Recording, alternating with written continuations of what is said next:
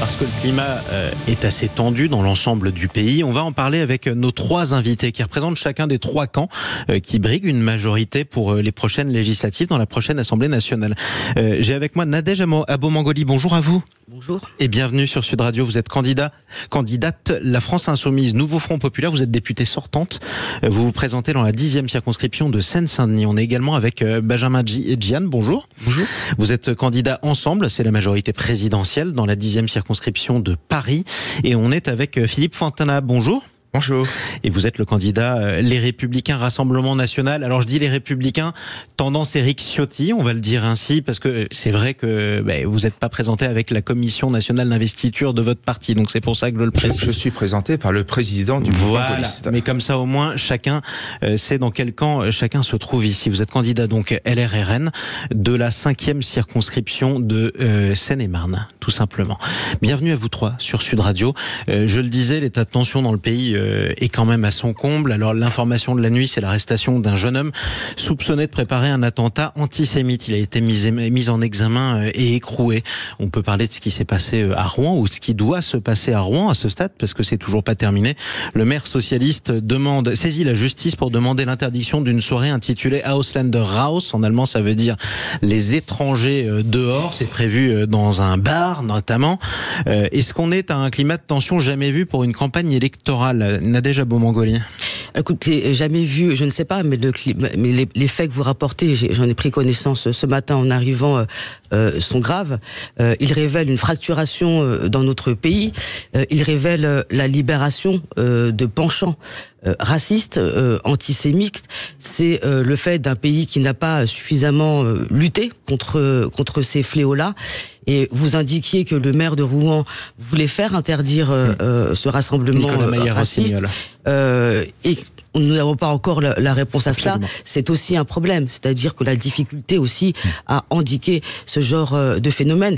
Et puis sur l'attentat antisémite, ça rappelle bien évidemment ce qui s'est passé il y a quelques semaines concernant un projet d'attentat. Je pourrais ajouter 2 drames qui sont produits cette semaine. Une mère de famille rome tuée manifestement avec des motivations racistes.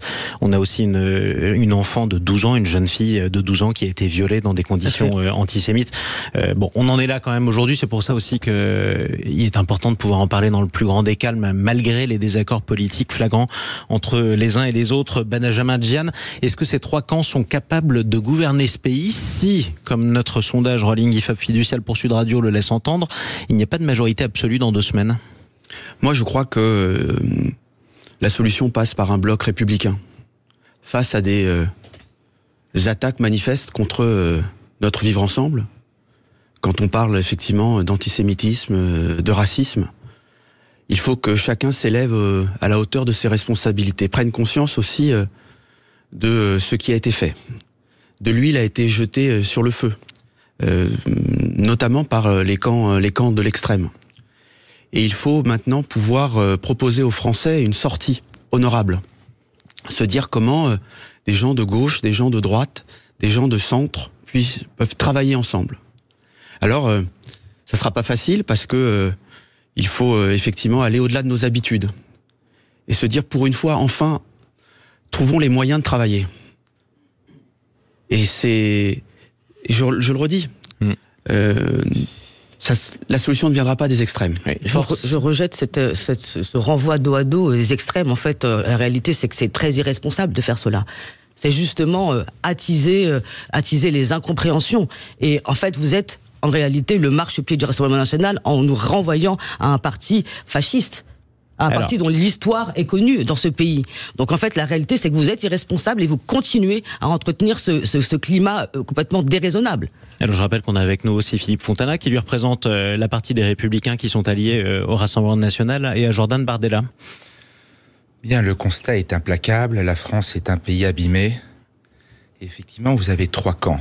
Il y a le camp de la majorité sortante. Approchez-vous du micro un petit peu.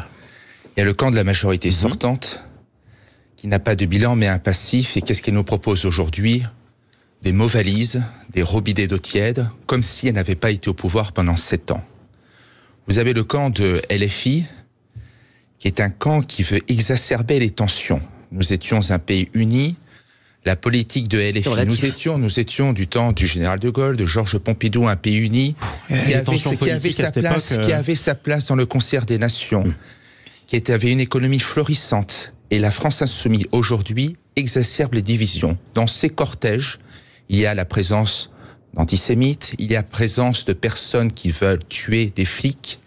Et nous incarnons le camp du rétablissement de l'ordre dans les finances publiques, sur la voie publique, afin que toute personne puisse jouir de la tranquillité en France aujourd'hui. Précision importante, Philippe Fontana, j'ai pas entendu a priori de candidat LFI Nouveau Front Populaire dire qu'il voulait tuer des Juifs. Il y a un candidat au moins, Philippe Poutou, dont le mot d'ordre du parti et il se présente dans l'Aude à Trèbes, la police tue, mais c'est pas la même chose que dire qu'on veut tuer des flics. Tout cela relève du complotisme. Voilà, la police tue, c'est... Tout cela relève du complotisme, il n'y a aucun élément à charge. Nadège Abond-Mongolie. Tout cela relève du complotisme. En fait, la réalité, c'est que vous inventez comme ça des éléments de diffamation et de calomnie. Que nous reprochez-vous en réalité ?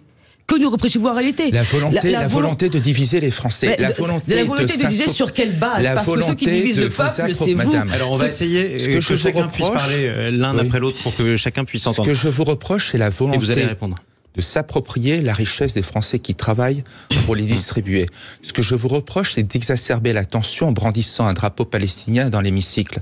Ce que je vous reproche, c'est de considérer la police comme une bande rivale des délinquants. Ce que je vous reproche, c'est de trouver toujours des excuses aux délinquants et aux antisémites qui sont présents dans vos rangs. Il y a un article qui est paru dans Le Monde d'un de vos amis, l'avocat Ari Halimi.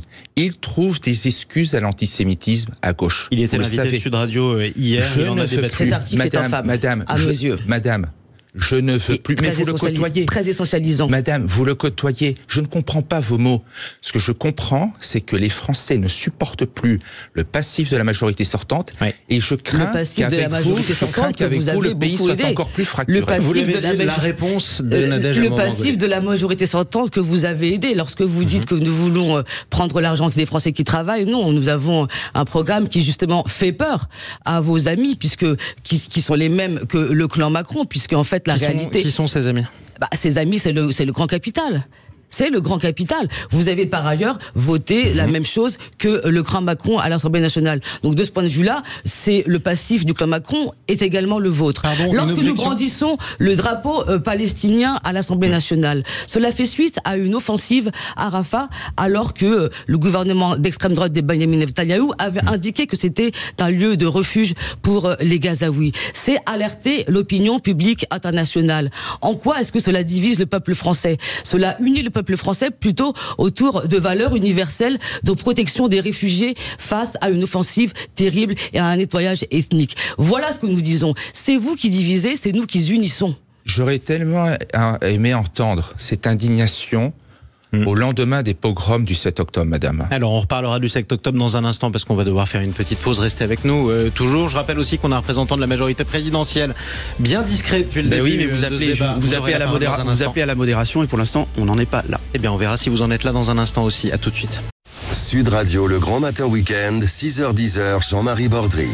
On est ensemble jusqu'à 10h sur Sud Radio pour débattre de la campagne des législatives. Cette campagne est-elle inquiétante ? La tension est-elle à son comble ? Et les trois camps qui sont présents sont-ils capables de la faire redescendre ? Alors, on a entendu beaucoup de termes depuis le début. On a entendu fasciste, on a entendu antisémite, on a entendu racisme. Ce sont aussi des faits qui se présentent dans le pays, avec notamment les faits divers absolument dramatiques que je viens d'évoquer. Et au milieu de tout ça, une majorité présidentielle bien discrète. On est avec nos trois invités. Benjamin Djian pour la majorité présidentielle, Philippe Fontana, candidat LR Rassemblement National, tendance Éric Ciotti, Nadège Abond-Mongolie, députée sortante La France Insoumise et candidate pour le nouveau Front Populaire. Hier, Benjamin Djian, le Premier ministre Gabriel Attal s'est invectivé avec un candidat à Avignon, un candidat du nouveau Front Populaire, le candidat Antifa, Raphaël Arnaud. Est-ce que ça n'aggrave pas aussi le climat de tension, ce genre de scène qu'on peut voir ? Non, le Premier ministre a raison de poser le débat. Il a raison d'invectiver les candidats LFI. Moi, je suis toujours surpris d'entendre les candidats LFI découvrir ce qui se passe dans leur parti. Encore ce matin, qu'est-ce que j'entends? Non, notre parti n'a rien fait, n'est pas antisémite. Non, notre parti... Oui, mais alors moi j'écoute aussi... porter plainte et puis après on verra. En fait, il n'y a aucune qualification valable. Mais moi je sais que Jean-Luc Mélenchon est quelqu'un d'intelligent. Et forcément, on suggère, on laisse entendre des petites phrases. C'est tellement complotiste. Mais non, complotisme. Alors, qu'est-ce que Jean-Luc Mélenchon, puisque c'est de ça que vous l'accusez à l'instant, il faut préciser les termes, a suggéré d'antisémite? Et Raphaël Ernaut, c'est pareil. Non, moi, ce que je reproche à Jean-Luc Mélenchon, c'est simplement de dire que l'antisémitisme dans notre pays n'est qu'un élément résiduel, qu'il n'y en a pas. Et ce que je reproche, c'est que lors des dernières manifestations pour le drame de Courbevoie, on n'a pas vu un LFI dans les manifestations pour venir s'indigner. Sandrine Rousseau, qui est dans le bloc Front Populaire, elle est venue. Et qu'est-ce qu'elle a dit quand on l'a interrogée? Elle connaît bien le Front Populaire, Sandrine Rousseau, elle est dedans. Elle a dit « Je regrette qu'il y ait des antisémites au Front Populaire ». C'est pas moi qui le dis, c'est elle qui le dit. Donc, moi j'aime bien qu'on nous dise on n'est pas. Mais simplement on dit, on fait et on n'est pas au rendez-vous quand il s'agit de condamner. Donc quand on ne condamne pas, il y a une forme de culpabilité à ne pas condamner. C'est ça qui est scandaleux. Donc le Premier ministre, il a raison de dire ça. Il faut poser le débat. Et moi je suis choqué. On parlait tout à l'heure de la question comment est-ce qu'on fait pour travailler ensemble. Mais d'abord en étant cohérent. Comment le Front Populaire peut exister? Moi, ce que j'appelle, c'est l'implosion du Front Populaire. Il faut que les gens raisonnables, responsables, dans cette alliance qui n'a ni queue ni tête. Vous réalisez que vous avez colporté une fake news concernant Sandrine Rousseau qui a nié avoir tenu ces propos-là? Oui, d'accord, ok. Alors, il reste que, il n'y a pas... Les propos de Jean-Luc... Raphaël Ernaut est fiché S parce qu'il est un militant écolo et antifasciste. Il est fiché S, fiché S quand même. Et la fiche S n'est pas une condamnation. On est d'accord, la fiche S c'est une décision administrative, c'est une surveillance. Quelle est la responsabilité de... Le mouvement Antifa de Raphaël Ernaut est accusé de violence. Il a été accusé de violence. Alors dans Antifa, vous avez fait pour fasciste, soit, mais c'est pas des enfants. Ça reste anti-étatique, ça reste contre les policiers. Quel climat de calme vous voulez mettre en place? Être contre les fascistes n'est pas être contre les policiers. Juste qu'on le précise, parce que ça fait 2 fois que vous employez le terme. Qui sont les fascistes dont vous parlez? Vous avez dit tout à l'heure le Rassemblement national est un parti fasciste. Par exemple, c'est quoi la définition votre définition? Celles et ceux qui organisent, par exemple, un meeting, un concert, les étrangers dehors, la soirée, c'est clairement xénophobe par nature. En parlant en allemand. Celles et ceux qui créent des boucles Telegram en visant telle ou telle personnalité politique, tel ou tel militant, celles et ceux qui organisent des expéditions punitives, par exemple. C'est ça, en fait, les fascistes. Et en fait, moi, je considère que c'est la branche violente de la branche politique, qui est le Rassemblement national, qui essentialise un certain nombre de nos compatriotes d'année en année, qui en fait des classes dangereuses, qui parlent des musulmans, des noirs, des arabes, des personnes des quartiers comme des violeurs, qui, sur les plateaux télé, disent que l'antisémitisme, c'est lié aux musulmans. C'est tout ça, en fait. C'est la fabrique d'une classe dangereuse par un certain nombre de personnalités politiques du RN qui ensuite engendre des violences et une libération de la parole raciste. On a toutes et tous vu ce reportage de complément d'enquête ou une femme qui par ailleurs est soignante, envoyée spéciale, autant pour moi, qui est une femme, une travailleuse soignante dans notre pays dont on a besoin. Vous savez, c'est celle de ceux qu'on a applaudi pendant le Covid et qui et quand bien même elle ne le serait pas, c'était pas le problème. Alors, je précise parce que en fait, tout le monde n'a pas vu le documentaire dont vous parlez. C'est un documentaire d'envoyé spécial. Il y a des gens qui incitent, ça mène à ça en fait. Ça se passe à Montargis, dans Montgâtinais, c'est dans le Loiret précisément. On a manifestement des sympathisants du Rassemblement national, je le dis parce que vous avez des drapeaux La France avec Marine ou avec Bardella, qui sont les voisins d'une femme noire et qui l'insultent et qui la harcèlent dans des conditions manifestement très inconfortables pour elle. Est-ce que pour vous, Philippe Fontana, genre d'acte par exemple, vous les dénoncez? Évidemment. Ce que je voudrais dire, c'est que je constate un aveuglement de mes deux contradicteurs. L'une est enfermée dans une idéologie, on le sent, et l'autre regrette l'antisémitisme, regrette la montée de l'antisémitisme en France.